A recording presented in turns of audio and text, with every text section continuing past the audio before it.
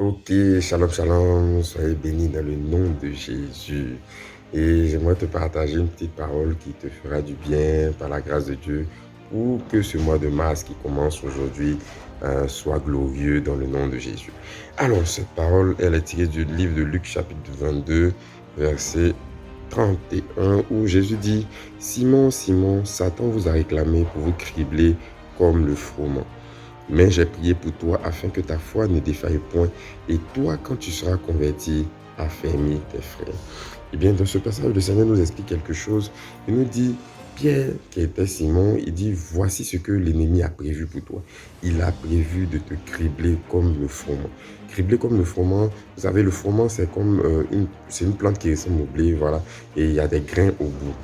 Et pour cribler le froment, c'est-à-dire arracher les grains qui serviront à la nourriture dessus, on prend la plante et puis on la tape fortement sur un objet solide, soit sur du bois, sur quelque chose de dur pour que les grains puissent quitter et après on récupère les biens. Donc le plan que le diable a pour toi, c'est de te prendre et de te frapper, de te chicoter, de te mettre toutes sortes de pressions, toutes sortes de difficultés, afin que les grains, c'est-à-dire les bonnes choses qui sont en toi, les fruits qui sont en toi, la joie qui est en toi, la paix qui est en toi, l'espoir qui est en toi, l'espérance qui est en toi disparaissent. Donc il t'emmène toutes sortes de problèmes, toutes sortes de difficultés, toutes sortes d'oppositions qui vont venir enlever ces bonnes choses-là qui sont à l'intérieur de toi. Et c'est ça le plan du diable pour toi. C'est pourquoi tu ne dois même pas t'amuser avec le péché, tu ne dois même pas composer avec tout ce que ton Seigneur, ton Dieu te dit de ne pas faire. Éloigne-toi du péché, éloigne-toi de toutes ces choses qui vont permettre au diable de te cribler, de te frapper, de te chicoter. Alléluia. Et c'est pourquoi Jésus lui a dit, il dit, j'ai prié pour toi.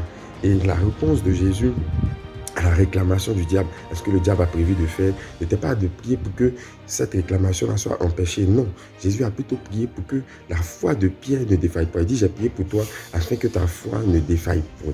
Donc ça veut dire que la réponse qui empêchera la manifestation des plans du diable dans nos vies, ce n'est pas la prière pour ne pas que ces choses arrivent, mais c'est plutôt la prière pour dire au Seigneur, Seigneur, fortifie notre foi. Pourquoi? Parce que c'est dans l'épreuve de la foi qu'on grandit. C'est dans l'épreuve de la foi qu'on devient des hommes matures, des hommes forts en Christ. Éviter les problèmes, éviter les difficultés ne fait pas de toi une meilleure personne. Ça te protège juste. C'est comme des enfants à qui on empêche de souffrir pour aller au marché, on leur apporte la nourriture, on fait tout ce dont ils ont besoin à leur place. Mais à un moment, ça ne les aide pas. Si tu gardes un enfant comme ça, depuis il est petit, tu fais tout pour lui jusqu'à ce qu'il soit adulte, à un moment, il ne pourra pas s'en sortir. Tu vois, il faut que lui aussi, il apprenne à pouvoir lui-même prendre soin de lui, résister à certaines difficultés. Et c'est en cela que notre foi ne doit pas défaillir. C'est en cela que Jésus permet parfois que le diable attaque nos vies, mais dans le but de fortifier nos foi pour qu'on puisse grandir dans la foi, dans le nom de Jésus.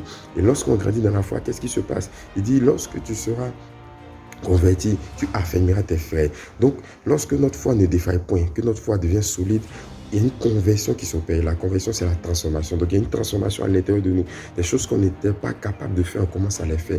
Des choses qu'on ne soupçonnait pas à l'intérieur de nous sont révélées. Pourquoi? Parce qu'on devient fort, on devient sûr de nous, on marche avec assurance, parce qu'on a la foi que notre Dieu est avec nous. Et lorsqu'on arrive à triompher de certaines difficultés, c'est un plus pour nous, c'est un bonus pour nous. On sait que, ok, maintenant, il y avait telle situation dans ma vie, mais par la grâce de Dieu, j'ai pu résoudre cette situation et je suis plus fort, je peux encourager d'autres personnes. C'est pourquoi il dit, lorsque tu seras converti, tu affermiras tes frères. Donc, le fait que toi, ta foi ne défaille point, te servira non seulement à toi pour que tu deviennes une meilleure personne, mais ça affermira d'autres personnes qui étaient sur le point d'abandonner. Lorsqu'elles entendront ton histoire, elles aussi, elles reprendront courage, espérance. Parce que si toi, tu es arrivé avec la grâce de ton Dieu, eux aussi peuvent y arriver. Donc, ta vie devient un témoignage puissant à la gloire de Dieu.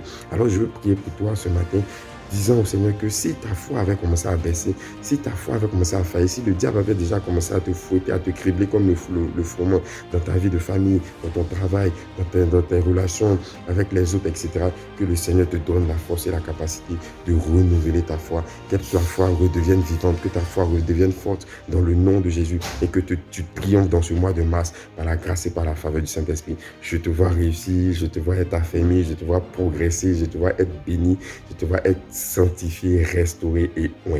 Allez, que la grâce de Dieu soit avec toi, que sa faveur t'accompagne. Bon mois de mars, au nom de Jésus.